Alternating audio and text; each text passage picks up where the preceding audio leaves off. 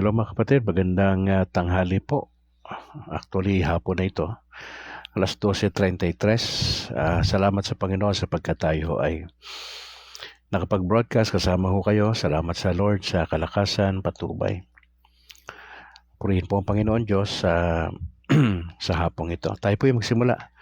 In the name of the Father, and of the Son, and of the Holy Spirit. I believe in God the Father Almighty, creator of heaven and earth, and in Jesus Christ, his only Son, our Lord. Was conceived by the Holy Spirit, born of the Virgin Mary, suffered under Pontius Pilate, was crucified, died, and was buried. He descended into hell. On the third day, he rose again from the dead. He ascended into heaven and is seated at the right hand of God the Father Almighty. From there, he will come to judge the living and the dead. I believe in the Holy Spirit, the Holy Catholic Church, the communion of saints, the forgiveness of sins, the resurrection of the body, and life everlasting. Amen. In the name of the Father, and of the Son, and of the Holy Spirit. Alright, mga kapatid, magandang umaga, tanghali sa lahat. Luzon, Visayas, Mindanao. God bless, mga kapatid. Salamat for joining sa ating broadcast. Alas 12:34 ng hapon sa aking orasan. Salamat sa Lord sapagkat tayo ay nagkita. Bagamat tayo po late na nakapag-broadcast, ay salamat pa rin sa ating Panginoon. Good Friday. Bakit ito tinawag na Good Friday, mga kapatid? Good in a sense, mabuti itong araw na ito dahil ito'y pagbabalik tanaw sa kasaysayan na nakalagay sa Biblia na kung saan si Jesus ay kusa niyang ibinigay ang kanyang sarili. Siya po ay literal na namatay sa krus ng Kalbaryo para po sa ating kasalanan. Itong araw na ito ay mahalaga para sa atin bilang Katoliko sapagkat ito ay panahon o oras ng pagninilay-nilay sa ginawa ng Lord sa atin. Ako po ay pastor pa, ang naririnig kong sinasabi ng mga Katoliko ng mga panahon na yun ay patay daw ang Diyos kapag ka Biyernes Santo. Marami nila naintindihan yon na siguro nasa isip nila taon-taon namamatay ang Panginoong Yesus. Hindi ho taon-taon namamatay. Minsan lang ho siya namatay at ang ginagawa ho natin bilang Katoliko ay inaalaala lang ho natin. Ito ay commemoration, pag-alaala sa mga panahon na ito sa ginawa ng Panginoong Yesus. Ito ay pagninilay-nilay, panahon to ng reflection simula pa noong mga nakalipas na araw. Kahapon, Huwebes Santo, Biyernes Santo ngayon. Alam natin ayon sa kasaysayan na sa pagitan ng alas 12 ng tanghali hanggang alas 3 ay nagdilim ang paligid ayon po sa Biblia at mga oras na alas 3 namatay ang ating Panginoon Diyos ng hapon. Opo. Pero ito'y binabalik-balikan ho natin taon-taon kasi nga ho gusto nating alalahanin ang ginawang sakripisyo ng ating Panginoong Jesucristo. Ito po ay commemoration ng crucifixion ni Jesus Christ. At dito po sa John chapter 18 at 19, makita natin mahabang kwento, mahabang salaysay. Sa chapter 18 ay makikita natin dito, mga kapatid, ang pagdakip kay Jesus. Ang eksena nito ay sa Gethsemane. Okay? Pagkatapos na magdasal ni Jesus ay pumasok na ron si Judas Iscariot na pinasok po siya ni Satanas ang kanyang pagkatao. Siya po ay kontrolado itong panahon na yon ni Satan na binabanggit na traidor dito sa John chapter 18. Nakita rin natin, mga kapatid, na dinala si Jesus kay Anas sa chief priest ng mga panahon na yon. Makita rin natin sa kwento na ipinagkaila ni Pedro si Jesus ng 3 beses. Hindi po ba? Sabi pa ni Pedro, hindi ko kayo pwedeng i-deny, pero sabi ng Lord, kung i-contextualize mo sa panahon natin, tumigil ka nga dyan. 3 beses mo ako itatatwa. At nangyari naman po yun. Di naman nagkamali yung hula ng Panginoon Diyos sa kanya. At dito sa chapter 18 ng John, makita rin natin na tinanong si Jesus ng punong pari. Oo. Nakita natin yung eksena na yon at muling ipinagkaila ni Pedro na kilala niya si Jesus. Tapos dinala siya kay Pilato na si Pilato mismo sabi niya wala akong makitang kasalanan sa taong ito. Opo. Para ba sinasabi niya kay Jesus, meron akong power na i-acquit ka dito sa paratang sa'yo, pero wala po. Nung tinanong siya na ikaw bang hari ng mga Hudyo, sabi ng Panginoon sa'yo nang galing ang tanong na yan, o may nagsabi lang sa'yo tungkol sa akin. Sabi ni Pilato sa kanya, Hudyo ba ako? Dinala ka rito sa akin ng mga kababayan mo at ng mga namamahalang pare. Tapos sabi sa kanya, nag-usap sila, ano ba ginawa mo? Sabi ng Panginoon sa kanya, ang kaharian ko ay wala rito sa mundo, kundi nandito ang kaharian ko. Makikipaglaban sana mga tagasunod ko upang hindi ako madakip ng mga Hudyo. Pero tulad nga na sinabi ko, ang kaharian ko ay wala rito, ang sabi ng Panginoon. Sabi ni Pilato, isa kang hari. Ang sabi ng Panginoon, tama sinabi mo na isa kang hari. At dito rin po sa chapter 18 ay makita natin na hinatulan si Jesus ng kamatayan. Hindi ba't sigaw ng tao si Barabas? Sigaw ng tao.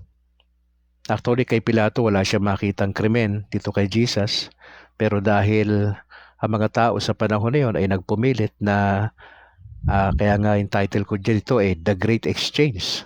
Papapansin nyo, etong chapters 18, chapters 19, medyo mahabang kwento, ay ang title ko dyan ay The Great Exchange. Nagkaroon ng isang dakilang palitan. Anong naging palitan dito? Imbis na tayo ang mapako sa krus, ay inako ni Jesus ang ating siguradong kamatayan. That's why nasabi natin The Great Exchange, mga kapatid. Hinatulan si Jesus ng kamatayan. Ang sabi mismo ni Pilato, wala akong makitang kasalanan sa taong ito. Okay. Pero ang mga tao sumisigaw, hindi siya, ang palayain mo si Barabas. Tapos sa chapter 19, makikita natin, mga kapatid, na pinahagupit na ang Panginoon Diyos. At yung mga sundalo, pinagsasampal na siya at nagpa-prophesy pa. Sabi niya, hulaan mo kung sino sumasampal sa iyo. So ginawa siya ng hindi maganda. At sabi ng mga tao sa kanya, mabuhay ang hari. Nagkukunwa-kunwari sila na nagkaroon ng mock na parang na yung bang pagsasadula, no? At marami sinabi sa Panginoon Diyos. And eventually sa chapter 19, makita mo ang pinaka-highlights dyan na ipinako po siya sa krus. Ang mga Romano po, yun po ang pinakamatinding execution nila sa mga tao noon. Na pag napako ka sa krus noong unang panahon, ito po ay grabe yung humiliation. Sobrang pagpapahiya. Pangalawa, it was done in public. So lahat ng tao nakakakita sa'yo, hindi ka lang humiliated. Public shame yun nangyari sa Panginoon So lahat ng tao ay nakita po ang sitwasyon yung mga tao sa panahon na yun. Na gusto nating linawin na hindi ho namamatay taon-taon si Jesus. Ito po ay pag-alaala lang natin bilang Katoliko. At gusto ko rin sabihin na hindi po totoo yung chismis na nagse-circulate na hinimatay daw si Jesus, hindi daw siya tunay na namatay. Mali po yan. Si Jesus ay tunay na namatay. Okay? Pinatotohanan niya ng salita ng ating Panginoon. Doon sa lugar na tinatawag na bungo, lugar ng bungo, o sa wikang Hebreyo na Golgotha. Doon siya pinako kasama ang dalawang kriminal. Nasa kanan at nasa kaliwa. At nakalagay doon sa gawing itaas, doon sa kung saan po pinako ang Panginoon Diyos, na si Jesus na taga Nazaret ang hari ng mga Hudyo. Yun po ay nakasulat sa 3 lingwahe na Hebreyo, Latin at Griego po. Ano pa nakita natin doon sa kwento na si Jesus Christ ay tunay na namatay? Opo. Alam po ninyo kami ng mga protestante dati, Ito pong Biyernes Santo ay isinasagawa po namin tinatawag na na 7 last words na kung saan ina-assign ho sa bawat speakers na 7 tagapagsalita yung 7 wika na magkakahiwalay na makikita mo sa Gospels, Matthew, Mark, Luke, and John. Ay kadalasan yan mga 5 to 7 minutes ang kada speaker. So ito times mo yan ng 7. Sabihin mo na 7 minutes na lang, 7 times 7, halos 1 oras. Isinasagawa ho namin yan yearly, yung the 7 last words. Binibigyan namin ng pagpapahalaga yan at paano ang impact nito sa ating panahon, ano yung makukuha nating prinsipyo. Yan po yung ginagawa ng mga evangelical churches at mga Protestant churches sa araw ho na ito. Mga kapatid, salamat sa Panginoon sapagkat yung kanyang ginawang kamatayan sa krus ay malaki po naging tulong sa humanity. The Great Exchange. Tayong dapat mapako, mamatay, pero inako ng Panginoong Yesus. Ano po ang motivating factor dyan? Ang pag-ibig po. Ang pag-ibig ng ating Panginoon. Kaya ho, napakagandang balik-balikan yung detalye ng events, yung trial and sentencing, that Jesus was sentenced, arrested, and sentenced. Bago yan, he was tried by Jewish and Roman authorities, ultimately sentenced to death by crucifixion. The carrying of the cross, si Simon ang nagpasan. Hindi na kinaya ng Panginoon sa labas ng Jerusalem. Nangyari po yan. Outside of the city walls. Nakita natin yung crucifixion. Yung trial and sentencing, carry the cross, crucifixion, pangatlo. Doon po sa Golgotha, Jesus was nailed to a cross alongside 2 other criminals. At nakita natin yung talagang literal na kamatayan ng ating Panginoong Jesucristo. Mga kapatid, laking gulat nung sa huling bahagi ng kamatayan sapagkat sinibat po siya sa tagiliran ng isang sundalo. Okay? Binali nila ang binti ng 2 kasama ni Jesus na ipinako, pero pagdating kay Jesus, nung nalaman nila na patay na siya, ay hindi na po binali ang binti niya. Sapagkat inihula po yun sa lumang tipan na hindi ho mangyayari sa ating Panginoon yun. Sa halip po ay sinaksak ng sibat ng isa sa kanila ang tagiliran ni Jesus at biglang dumaloy ang dugo at tubig. At yung po rito mga kapatid ay sumampalataya po yung taong yon sa ating Panginoong Jesucristo na makita niya.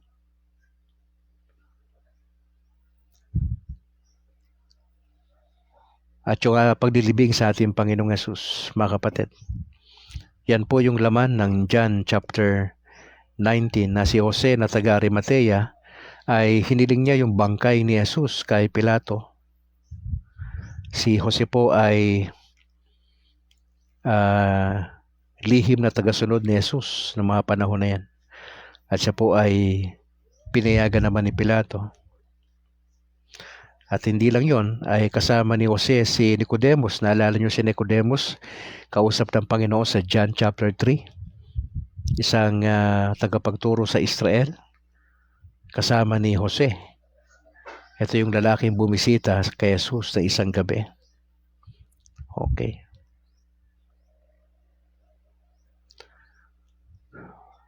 Baka kapatid, ano natin dito? Ano ang pwede nating makuha dito? Practically, itong kwento na ito ay tapos na, nangyari na ito, kasaysayan po ito. Hindi po natin to dapat kopyahin, lalo na yung literal na pagpapapako. Although may mga Katoliko na gumagawa niya sa Pampanga, na literally na kinokopya nila yung kamatayan. Yung paghampas sa likod, di ba? Sa Maynila lang uso yan, mukha sa probinsya wala naman yan. Sa Negros wala naman yan dito eh. Pero sa Maynila, no, ako yung nasa Manila pa, talaga ho, ay grabe po yung pagsunod ng mga Katoliko. Isang panata to para sa kanila. Opo. Mga kapatid, mahalaga to, practical. Etong Lenten season, Huwebes Santo, Biyernes Santo, yung Black Saturday bukas, at yung pinaka-highlights, yung muling pagkabuhay ng ating Panginoon Diyos. Hindi ho tumigil yung kwento, yung eksena sa kamatayan ng Panginoon Diyos. Kundi ang pinaka-highlights noon ay ang muling pagkabuhay ng ating Panginoon. Seryoso itong bagay ito sa atin. That's why meron tayong mga abstinence, meron tayong fasting. Ni-encourage po tayo na kakain ng one full meal. At yung mga maliliit lang ho na kain, na hindi ho katulad nung dati. Meron tayong fasting, meron tayong abstinence. Yung pagkain ng karne, pagkagantong araw ng Biyernes Santo, pinagpapaliban ho muna natin yan bilang pag-alaala. Pwede namang i-resume yan, mga kapatid, pero mahalaga lang sa atin na bilang pagkakaroon natin ng disiplina, itong fasting and abstinence. Marami ako na-miss na dapat gawin ng isang Katoliko dahil sa sitwasyon po. Na Lord willing, next year ay magawa ko po yung bisita iglesia, okay? Magkaroon din ng karanasan na puntahan yung yung Station of the Cross, di ba? Ang napuntahan lang po namin, nagawa ho namin nakadalo ko ng misa kahapon na para po sa mga pare. Ayun. Ayun po, first time yun kay Brad Calix po, kaya natuwan-tuwa po ako na na-experience ko po yun, yung misa na para po sa ating mga kaparian. Salamat sa Panginoon. Mga kapatid, mahalaga po itong ginagawa natin at sagrado ito. That's why papasin nyo sa buong paligid. Nagsimula na po kahapon, sarado yung mga major na malls, no? Yung mga malalaking malls po sarado kahapon, lalo na sa araw na ito. And probably bukas ay hindi ko alam kung magbubukas po sila, no? Pero sana obserbahan lang po namin. Yung mga maliliit na mall kahapon ay bukas. Yung mga fast food chain na iba ay bukas. Pero yung mga larger malls ay meron silang simpatya. Probably ang may-ari nun ay mga Katoliko. Kaya po nagawa po nila na talagang isarado pansamantala. Kasi ganun kahalaga po sa atin itong commemoration ng Lenten season, mga kapatid. Kung babalikan po natin saglit, itong Catechism of the Catholic Church ay maganda po sinasabi dito sa paragraph 614. Nang sabi doon na this sacrifice of Christ is unique, sabi ng Catechism of the Catholic Church, it completes and surpasses all other sacrifice. Una, it is a gift from God the Father Himself, for the Father handed His Son over to sinners in order to reconcile us with Himself. At the same time, it is the offering of the Son of God made man, who in freedom and love offered His life to His Father through the Holy Spirit in reparation for our disobedience. Ang sabi pa, Jesus substitutes His obedience for our disobedience. Hindi tayo sumusunod So, kinuha na ng Panginoon yon, yung tunay na pagsunod. Siya yung naging pamalit. The great exchange. At binanggit pa dyan, Jesus consummates His sacrifice on the cross. Sabi sa paragraph 616 ng Catechism of the Catholic Church, it is love to the end. Ito yung pag-ibig hanggang sa dulo that confers on Christ's sacrifice its value as redemption and reparation, as atonement and satisfaction.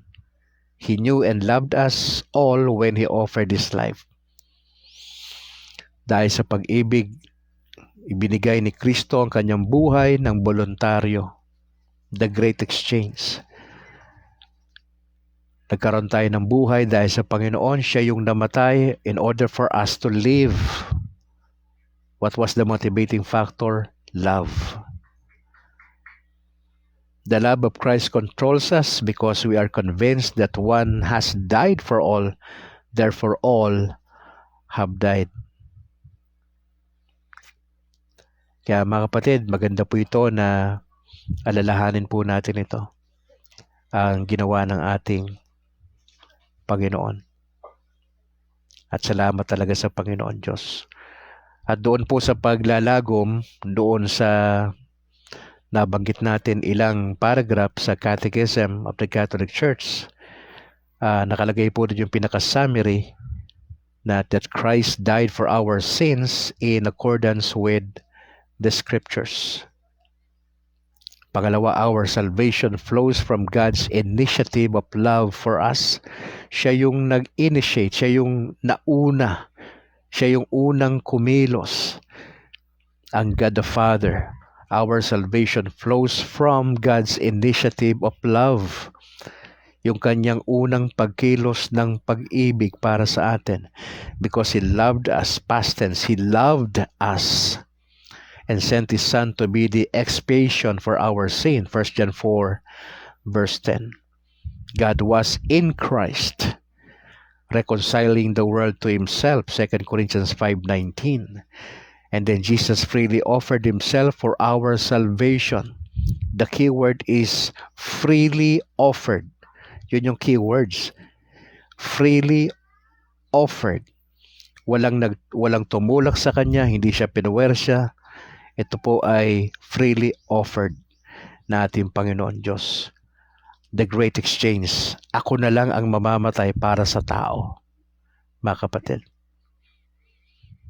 The redemption won by Christ consists in this, that He came to give His life as a ransom for many. The great exchange. He gave His life.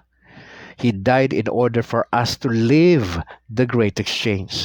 To give His life as a ransom for many.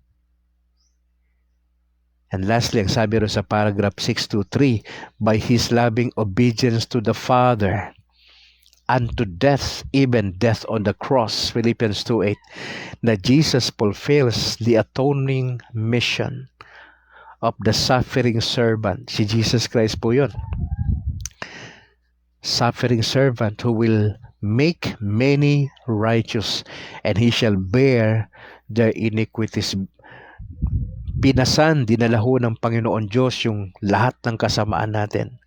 The God-man, si Jesus, He suffered on the cross. Na ultimately, He gave His life in order for us to live the great exchange. Mga kapatid. As I close, mga kapatid, magandang balik-balikan itong Semana Santa. Ang pagunita sa kamatayan ng ating Panginoon. At sana nga po ay nagkaroon tayo ng panahon to reflect. Kanina pa, medyo late na yung broadcast natin, alanganin na po, pero at least nakahabol po si Brad Calix to give some reflection para po itong Good Friday. Now, Good Friday in one sense, bakit good? Kasi imbis na tayo maghirap, mamatay, sinalo, inako ng Panginoon Diyos ang kamatayang sigurado na dapat tayo. Para sa akin, yun yung ba't po nasabing Good Friday? Yun yung aking parang simpleng pagkaunawa. Bakit Good Friday? Bagamat kalungkutan ito para sa karamihang Katoliko, kasi nga pag-alaala sa kamatayan ng Panginoon Diyos. Pero sa kabila ng kalungkutan ay merong kagalakan sapagkat naging mabuti itong araw na ito para po sa ating kaligtasan. The Great Exchange. Nagkaroon ng dakilang pagpapalitan. Yung sakripisyo ni Kristo para sa ating kapatawaran ng ating kasalanan. Ang kamatayan ni Kristo, pero ang humanity to experience life in Christ.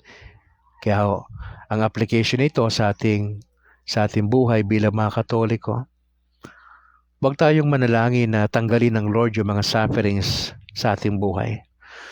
Bagkus ang ipanalangin natin na isustain tayo ng Lord sa mga sufferings na dinadaanan natin, na kasalukuyan ngayon at dadaanan pa natin sa mga susunod na buwan o hanggang bago tayo bawian ng buhay. Talagang part yung suffering sa ating buhay pananampalataya. Pag-pray natin na talagang masundan natin yung ginawang example ng Lord na nag-suffer po siya sa lupa. Pero after nung suffering ay glory. Yun po yung pangako ng salita ng Diyos eh. Ang sufferings ay pansamantala. Pagkatapos ng sufferings ay merong glory na kasunod, mga kapatid. Time check, 12:59 ng hapon, at sana nga po ay nakatulong sa atin itong ating reflection for today. Mamayang gabi, wala po tayong broadcast.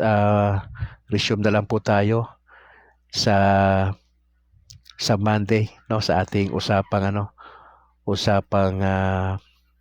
Katolisismo. Announcement po, bago tayo magpaalam, ipag-pray po natin this coming Sunday ay mapapakinggan nyo kami ni kapatid na Christian Paul Gailan sa DYRL. Kami po ay magbabahagi patungkol sa muling pagkabuhay. Opo. Ipag-pray po natin yung preparations namin ni Bro Christian Paul Gailan etong Sunday ng alas 6 ng umaga. Baka medyo maaga-aga lang ho yung aking broadcast ng Sunday para sa FB. Pagdasal po natin yon, mga kapatid. Pag-pray po natin na patuloy tayong samahan ng Panginoon Diyos. Meron pa tayong bukas Sabado di ba? Oo. So may mga paghahanda pa tayo. Although ang pinaka-highlights nitong Semana Santa ay hindi lang yung Passion Week, kundi yung muling pagkabuhay ng ating Panginoong Hesus na gagawin natin sa Sunday, mga kapatid. Magandang hapon, Alan Janeta, bro. Maraming salamat. Salamat mula dyan sa Hungary. God bless sa iyong work, sa iyong pamilya sa Pilipinas. Maraming salamat. Kay John Paul Ruby, bro, maraming salamat for joining. Kay Benecer Pastor, maraming salamat po sa pag-join. Kay Jimmy Oren, kay Jake Bulay, Elijah Eli, maraming salamat po. Sa aming Vice President ng Catholic Faith Defender sa Diocese of Bacolod, kay Bro Harvey Angke. Magandang umaga, magandang hapon bro sa iyong buong pamilya. Kay Atia Montejo, maraming salamat po for joining. Kay Juliet Bukaw Apayor, maraming salamat. At sa binabati ko lang muna ang aming bishop dito sa Diocese ng Bacolod, si Bishop Patricio Buson, at sa lahat ng mga pare na nasasakupan ng Diocese ng Bacolod. God bless po sa inyo.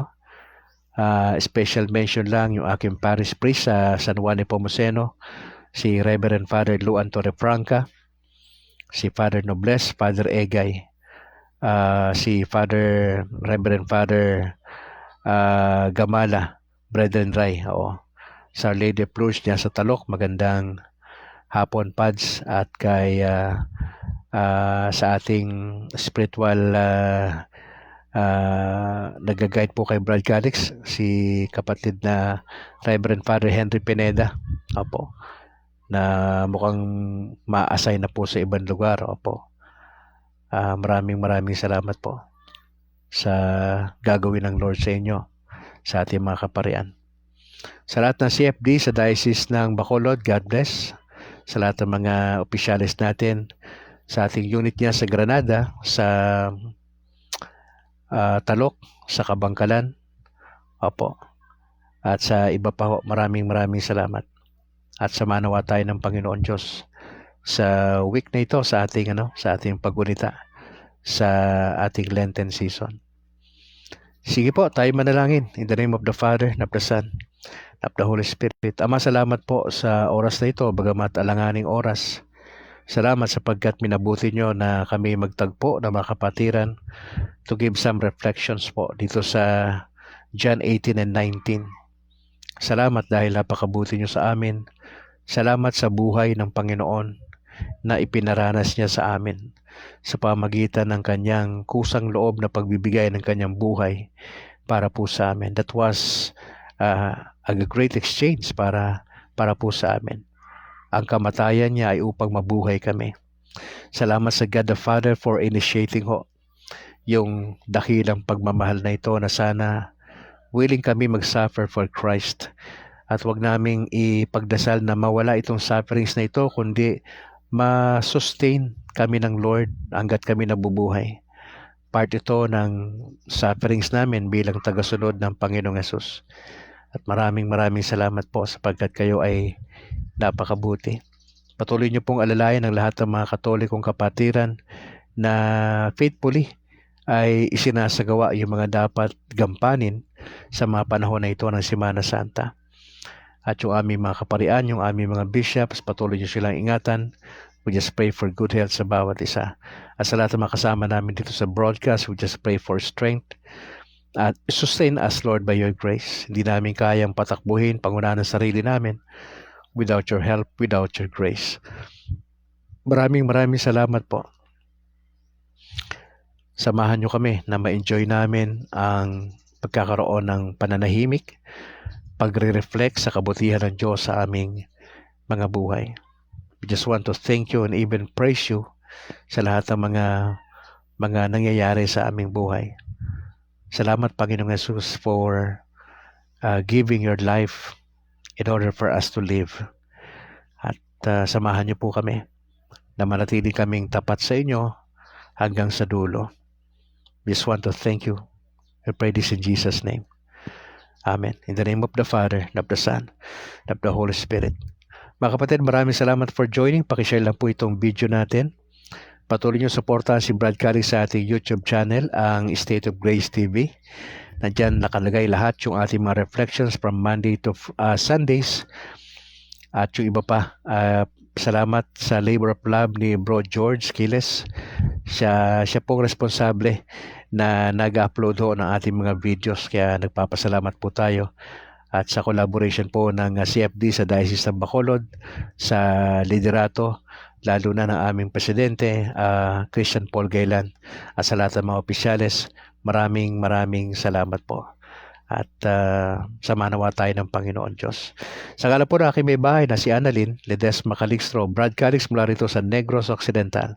To God be the glory. Ingat po kayo. And bye for now.